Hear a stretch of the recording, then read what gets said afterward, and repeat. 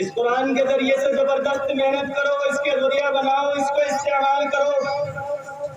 یہ حکم دیا جا رہا ہے آپ صلی اللہ علیہ وسلم کو، اور آپ صلی اللہ علیہ وسلم کے واسطے سے صحابہ کرام کی جماعت کو فذکر بالقرآن من یخاف وعید۔ ہدایت کے پہلے مخاطب آپ صلی اللہ علیہ وسلم ہے،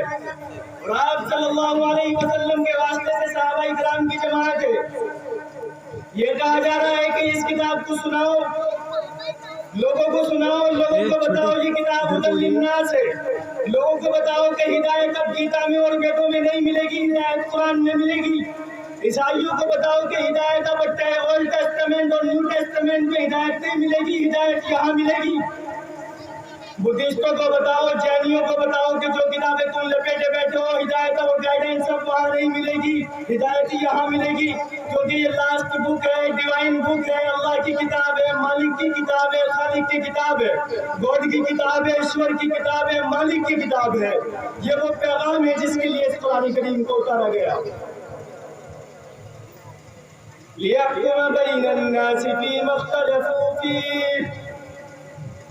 جب تمہارے درمیان کسی معاملے میں اختلافات ہوں گے تو اسی کتاب کے ذریعے سے فیصلہ کیا جائے گا، اسی کتاب کو حکم بنایا جائے گا۔ إِنِ الْحُكْمُ إِلَّا لِلَّهِ أَمَرَ أَن لَّا تَعْبُدُوا إِلَّا إِيَّاهُ۔ یہ زمین اللہ کی ہے، اس زمین پر اللہ کی خلافت قائم ہوگی، حکم اللہ کا چلے گا، قانون اللہ کا چلے گا۔ اس لیے آدم علیہ السلام کو اس زمین پر اتارا گیا۔ آدم علیہ السلام کو چاند پر یا مریخ پر نہیں اتارا گیا، بلکہ آدم علیہ السلام کو اسی کرۂ زمین پر اتارا گیا، اس لیے کہ اس زمین پر اللہ کی خلافت قائم ہوگی، اور اسی مہم کے لیے اس کتاب کو نازل کیا گیا۔ آپ صلی اللہ علیہ وسلم مکہ مکرمہ میں اسی کتاب کو لیے ہوئے تھے، اسی کتاب کو سناتے تھے، اسی کتاب کا سبق پڑھاتے تھے۔ یہودیوں کو، مشرکوں کو، دہریوں کو، زانیوں کو، شرابیوں کو، جواریوں کو تمام مجموعوں میں جا جا کر سناتے تھے، بازاروں میں جا جا کر سناتے تھے، میلوں ٹھیلوں میں جا جا کر سناتے تھے، اسی قرآن کریم کو سناتے تھے۔ آج آپ نے اس کتاب کو ایسے ہی بن کر کے اپنے گھروں کے اندر رکھ دیا، مسجدوں کے اندر رکھ دیا، مدرسے کی 4 دیواریوں میں محصور کر دیا، یا صرف تراویح تک محدود کر دیا۔ یہ آخری کتاب ہے۔ یہ کتاب نبی صلی اللہ علیہ وسلم نے وقت کے منکروں کو سنائی، مشرکوں کو سنائی، مورتی پوجا کرنے والوں کو سنائی، تاجروں کو سنائی، اور یہی کتاب تھی جو ان کا علاج کرتی تھی، یہی کتاب تھی جو ان کے دماغوں کا تصحیح کرتی تھی، یہی کتاب تھی جو ان کے دماغوں کو فتح کرتی تھی، یہی کتاب تھی جس نے عمر بن خطاب جاہلیت کے نمائندے اور دشمن رسول کو رسول اللہ صلی اللہ علیہ وسلم کا دیوانہ اور غلام بنا دیا۔ یہی کتاب تھی جس نے یہودیہ مریم جمیلہ کو اسلام کی توفیق عطا کر دی اور وہ بعد میں مریم جمیلہ بنی۔ یہی کتاب تھی جس نے کتنے یہودیوں، غیر مسلموں اور عیسائیوں کو اسلام کی آغوش میں ڈال دیا۔ یہی کتاب تھی کہ جس کے معجزات اور سائنسی حقائق سے متاثر ہو کر ماسکو، واشنگٹن، امریکہ اور روس کے بڑے بڑے تھنکر اور فلاسفر کو اسلام کی توفیق عطا ہو گئی۔ یہ محض کوئی کلاسیکل بک نہیں ہے، یہ ایک معجزہ ہے۔ وَالَّذِي بَعَثَ فِي الْأُمِّيِّينَ رَسُولًا مِّنْهُمْ يَتْلُو عَلَيْهِمْ آيَاتِهِ وَيُزَكِّيهِمْ۔ اللہ تبارک و تعالیٰ نے پیغمبر علیہ السلام کو ہدایت دے کر، دین برحق دے کر، یعنی قرآن دے کر اور قرآن کا نظام دے کر اس لیے مبعوث فرمایا تھا کہ دنیا میں جتنے بھی مذہب ہیں، جتنے بھی مذہب تھے اور جتنے بھی مذہب رہیں گے، ان تمام پر اسی دین برحق کا غلبہ ہوگا، اور اسی غلبے کی مہم کے لیے اس کتاب کو اتارا گیا۔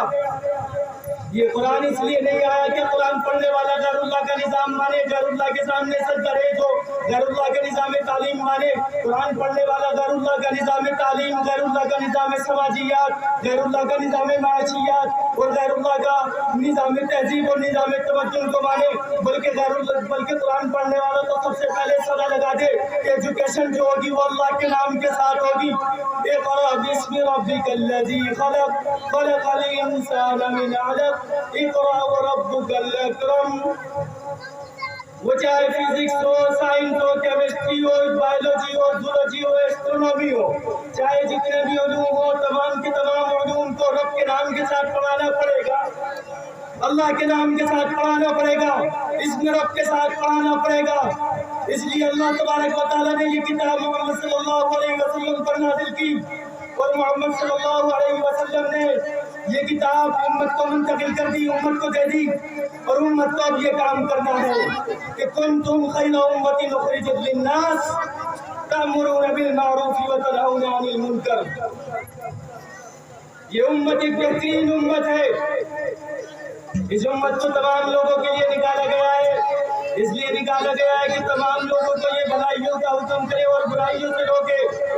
جب اس سطح سے علماء اٹھیں گے اور عام لوگ اٹھیں گے اور دنیا کی بڑی بڑی سپر پاور طاقتیں اور دنیا کے ججز، دنیا کے ایم پیز اور دنیا کے ایم ایل اے اور دنیا کے تھنکر اور دنیا کے فلاسفر اور دنیا کی تہذیبیں اور دنیا کی سویلائزیشن اور دنیا کے تمام لوگوں کو مخاطب کر کے جب یہ قرآن کی حجیت کو ثابت کر دیں گے، قرآن کی بالا طریقوں پر ثابت کر دیں گے، تب جا کر وہ کہیں اپنے فریضے سے سبکدوش ہوں گے۔ رسلا مبشرین ومنذرین لئلا يكون للناس على الله حجة بعد الرسل۔ ورنہ تو اگر یہاں کی بسنے والی قوموں نے ہمارے خلاف مقدمہ دائر کر دیا کہ اللہ آپ نے مسلمانوں کو دین دیا، اسلام دیا، قرآن کریم دیا، اور انہوں نے قرآن کریم کو تراویحوں میں بھی پڑھا، قرآن کریم کی محفلیں بھی جمائی، لیکن کبھی ہم تک دین اسلام کو لے کر نہیں آئے، کبھی ہم تک قرآن کریم کو نہیں پہنچایا، تو ہو سکتا ہے کہ شاید انہیں معاف کر دیا جائے، لیکن اس امت کو پکڑ لیا جائے گا۔ وَمَا كُنَّا مُعَذِّبِينَ حَتَّىٰ نَبْعَثَ رَسُولًا۔ اس لیے کہ رسول اللہ صلی اللہ علیہ وسلم کی طرف سے اس امت کے خلاف مقدمہ دائر ہوگا۔ وقال الرسول يا ربي إن قوم اتخذوا هذا القرآن مهجورا۔ رسول اللہ صلی اللہ علیہ وسلم شکایت کریں گے کہ اللہ میری امت نے قرآن کو چھوڑ دیا تھا۔ رسول اللہ کس کی شکایت کریں گے؟ کیا صحابہ نے قرآن کو چھوڑ دیا تھا؟ کیا تابعین نے قرآن کو چھوڑ دیا تھا؟ کیا تابعین نے قرآن کو چھوڑ دیا تھا؟ رسول اللہ صلی اللہ علیہ وسلم ہماری شکایت کریں گے ہم نے قرآن کو چھوڑ دیا تھا۔ اس لیے کہ اگر میری امت قرآن کو لے کر آگے بڑھتی کہ جس طرح سے اس کو آگے لے کر بڑھے تھے ابو عبداللہ ابن جراح اور خالد ابن ولید اور عمرو ابن عاص اور سعد ابن ابی وقاص، اور جنہوں نے سندھ سے لے کر اسپین تک اور چائنا سے لے کر افریقہ کے کناروں تک فتوحات کا ایک بازار لگا دیا تھا، اور وہ اسی قرآن کو معجزہ سمجھتے ہوئے، اسی قرآن پر ایمان رکھتے ہوئے آگے بڑھے اور حالات کی سازگاری کے ساتھ آگے نہیں بڑھے، بلکہ جب کے چاروں طرف سے طوفان کا، الہات کا اور باطل طاقتوں کا، اور انہی حالات کے اندر انہوں نے قرآن کی تعلیمات کو لوگوں تک پہنچایا۔ لیکن آج ہم نے اس قرآن کے ساتھ وہ معاملہ نہیں کر رہے جو ہونا چاہیے تھا۔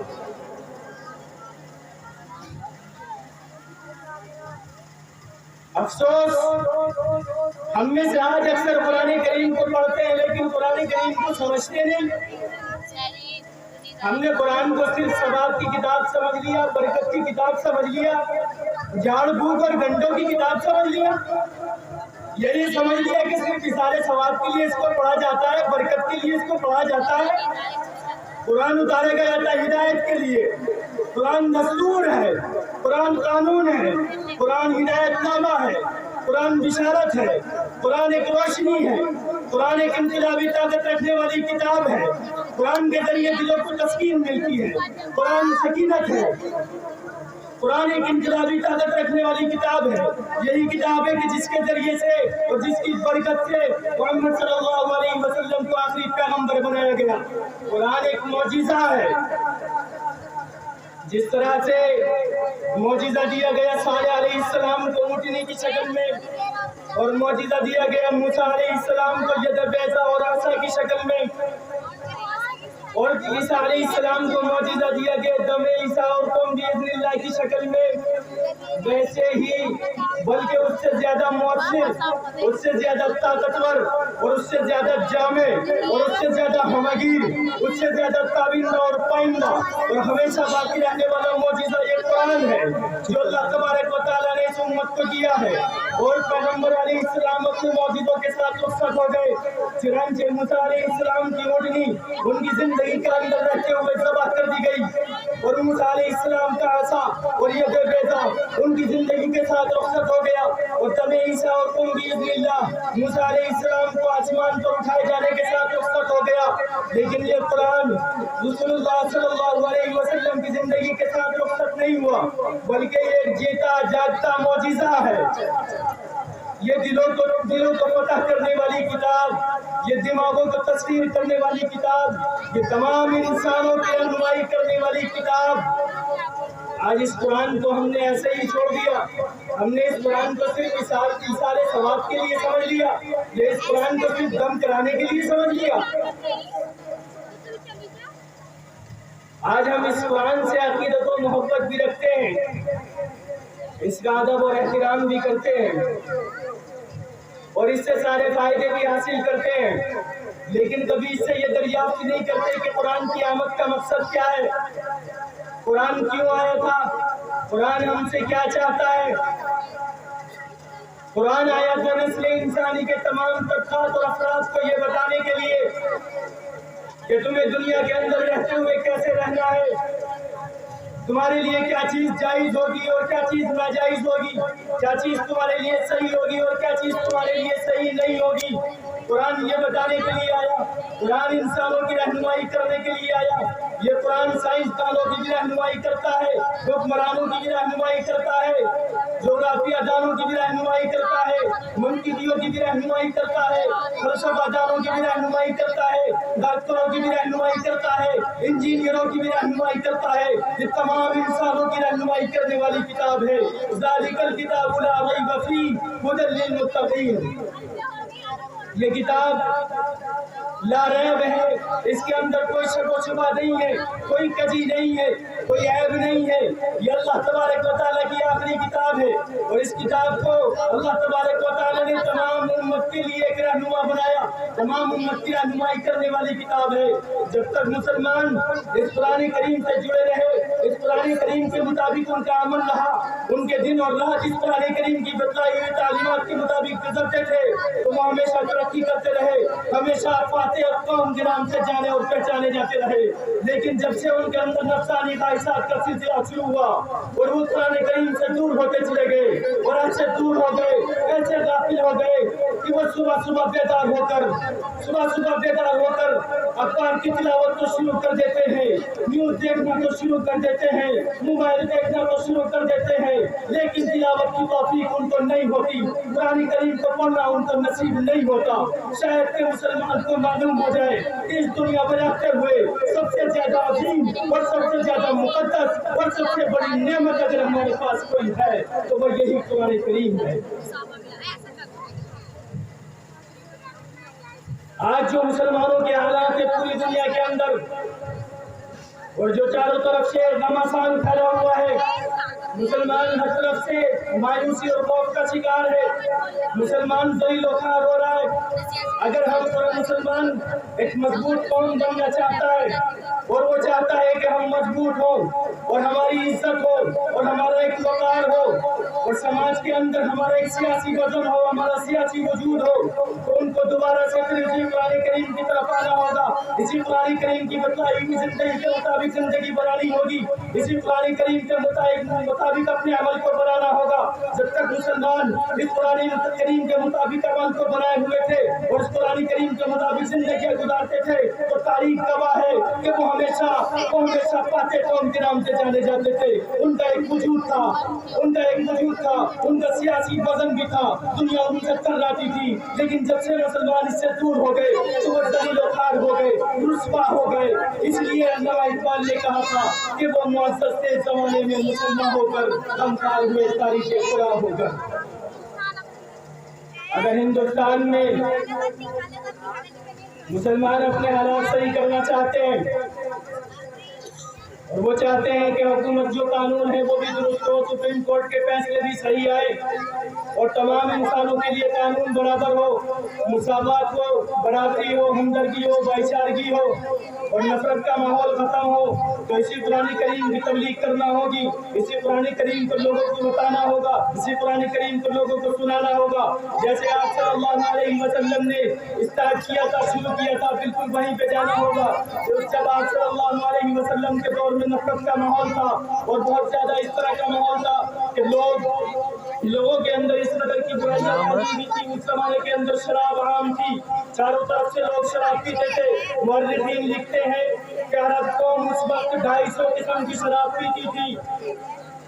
لیکن جب قرآن کریم آیا اور اس قرآن کریم نے بیان فرمایا کہ فَاجْتَنِبُوهُ کہ آج کے بعد شراب حرام کر دی گئی ہے، اور قرآن کریم کا ان کے دلوں کے اوپر اتنا اثر ہوا اور اس قرآن کریم کا ان کے دماغوں پر اتنا اثر ہوا کہ جن کے گھروں کے اندر شراب رکھی ہوئی تھی انہوں نے گھڑیوں کو پھوڑ دیا، اور جو صحابی اپنے ہاتھ میں جام لیے ہوئے تو انہوں نے جام توڑ دیے۔ جن کے ایک صحابی ہیں ملک شام سے جو شراب لا رہے تھے اونٹ پر لاد کر، انہوں نے جب یہ فرمان سنا کہ اللہ کے رسول صلی اللہ علیہ وسلم نے شراب کو حرام کر دیا ہے تو انہوں نے اونٹ پر بندھے ہوئے مٹکوں کے شراب پھوڑ دیے۔ مورخین لکھتے ہیں کہ اس زمانے کے اندر، اس تاریخ میں ملک عرب کے اندر اس قدر شراب پائی گئی، اتنی شراب پائی گئی کہ ایسا لگتا تھا کہ جیسے ملک عرب کے اندر شراب کا سیلاب آ گیا۔ تو اگر آج بھی ہمیں اپنے اندر سے برائیاں ختم کرنی ہے اور اپنے اندر جو ماحول خوف اور ہراس کا ہے اس کو ختم کرنا ہے تو ہمیں اسی قرآن کی طرف آنا ہوگا۔ آخر میں خلاصے کے طور پر قرآن کریم کے 5 حقوق آپ کے سامنے رکھتا ہوں۔